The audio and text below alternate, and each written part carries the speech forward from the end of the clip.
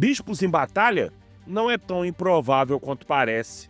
Na Batalha de Hastings, em 1066, o duque normando William, que logo seria apelidado de William o Conquistador, manteve sua cavalaria pesada sob controle até o momento mais vantajoso para atacar o flanco direito dos saxões do rei Harold.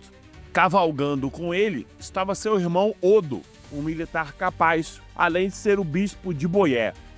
Das 3 grandes divisões de cavaleiros que se dirigiam para o leste em direção a Constantinopla em 1096, para inaugurar a primeira cruzada contra os turcos seljúcidas, a dos guerreiros provinciais era liderada pelo príncipe Raymond de Toulouse e outro importante clérigo, o bispo Ademar de Puy, que era o comissário papal.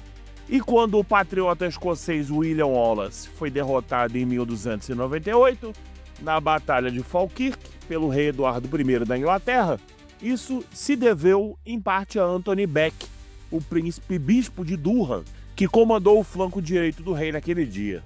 A ideia de um bispo nobre empunhando uma espada ou uma massa em combate pode parecer improvável, mas ao longo da história, muitos líderes clericais provaram ser comandantes militares talentosos e determinados.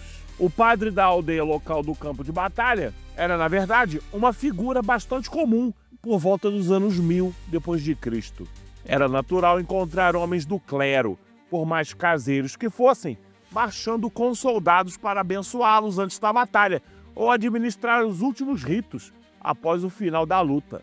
Mas alguns dos padres foram feitos para mais do que apenas dar a outra face. Eles também carregavam adagas ou garrotes escondidos para administrar mais rapidamente os últimos ritos ao inimigo. Altos clérigos, como bispos, frequentemente acompanhavam senhores e reis como um símbolo de sua unidade espiritual, mas alguns faziam muito mais. Bispos, como outros nobres, possuíam grandes extensões de terra e seus privilégios podiam ser ilimitados.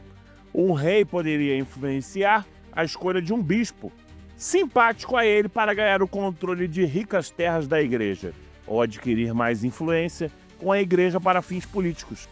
O mencionado bispo Beck fazia parte de uma estratégia política inicial da monarquia inglesa.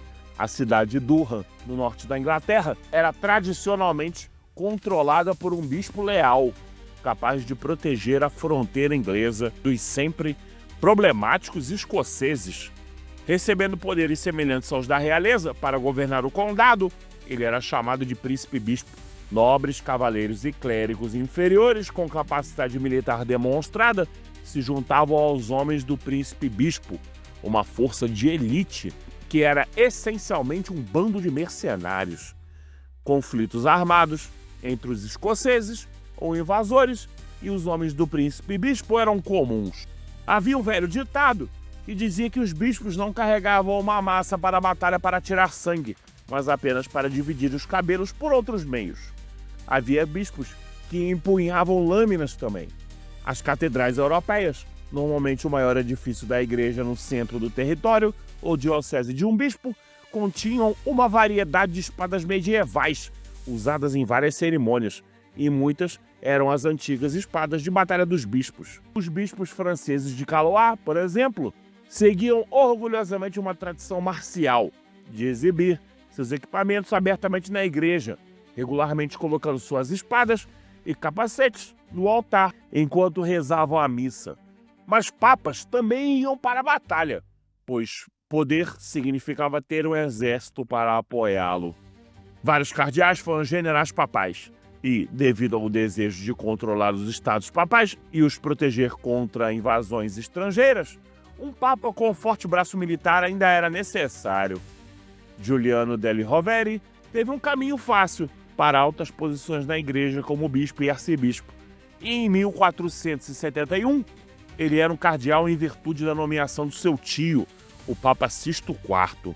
Em 1474, Rovere liderou um exército para restaurar a autoridade papal na Úmbria, se encarregando do objetivo de recuperar todos os estados papais. Os Borgias começaram esse esforço, mas Rovere não tinha utilidade para os Borgia. Ele odiava a tomada de poder deles e pretendia fazer algo a respeito. Mas, com seu tio morto e o Papa Alexandre VI favorável aos Borgias no controle de Roma, ele pouco podia fazer além de esperar. Rovere contratou seus próprios soldados para guarnecer fortalezas que ele usou quando começou sua luta para conter os Borgias, mas ele se viu tendo que fugir para a França em 1493 para induzir o rei francês Carlos VIII a invadir.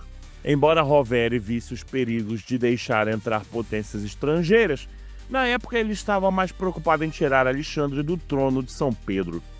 Os franceses ajudaram, até que eles não se mostraram melhores do que os senhores mercenários egoístas que já causavam guerras endêmicas no país. Com o falecimento de Alexandre VI e a doença de Pio III, o próprio Rovere se tornou papa em 1503, o Papa Júlio II. Enquanto a maioria dos papas anteriores tinha família e facções para recompensar por sua ascensão, o novo papa era seu próprio homem em mais de uma maneira. Ele tinha 3 filhas. Um observador escreveu: "Temos um papa que será amado e temido. Ninguém tem qualquer influência sobre ele, e ele consulta poucos ou nenhum. É quase impossível descrever o quão forte, violento e difícil ele é de controlar. Em corpo e alma, ele tem a natureza de um gigante. Tudo sobre ele é em uma escala ampliada, tanto seus empreendimentos quanto suas paixões. Ele inspira medo em vez de ódio, pois não há nada nele que seja pequeno, ou mesquinho, ou egoísta." Júlio queria tornar o papado e finalmente a Itália independente de estrangeiros e nobres italianos egoístas. Para isso, ele precisava da posse completa das cidades dos estados papais. Embora fosse culto, também era guerreiro em espírito de disposição. Ele amava cavalos, caça e não se contentava em enviar seus generais para a campanha. Ele tinha que ir ele mesmo. Frequentemente agia como comandante no campo, seja em cercos ou no campo de batalha. Com a armadura completa, dirigia o fogo de cerco e com a espada na mão, derrubava soldados inimigos enquanto eles recuavam com sua cavalaria pesada. Assim, Júlio II não era chamado de Pontífice Terrible, o Papa Terrível, à toa.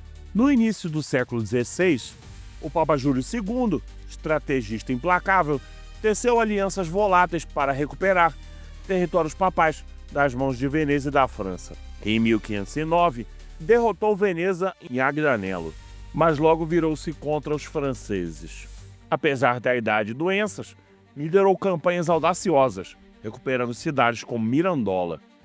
Sua teimosia garantiu a expulsão francesa da Itália em 1513, consolidando o poder papal. Além disso, era patrono das artes, financiando obras eternas de Michelangelo e Rafael, mas sua fama de guerreiro rendeu-lhe críticas ferozes.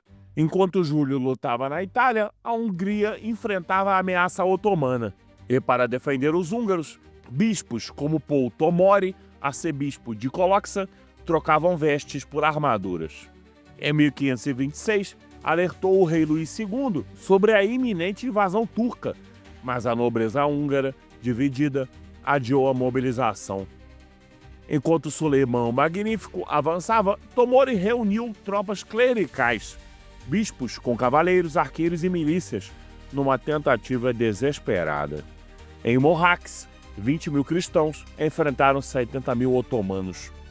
Tomori, incansável, liderou a cavalaria, mas a desorganização e a superioridade numérica turca viraram o jogo.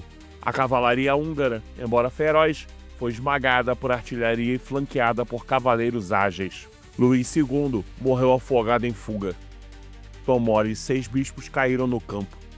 Suleiman exibiu cabeças decapitadas como troféus, marcando assim o fim da Hungria independente. 4 décadas depois, em Malta, foram outros clérigos, os cavaleiros hospitalários, que, herdeiros dessa tradição belicosa, deteriam o avanço otomano, provando assim que guerreiros de batina entre a cruz e a espada moldaram fronteiras entre o céu e o inferno na terra.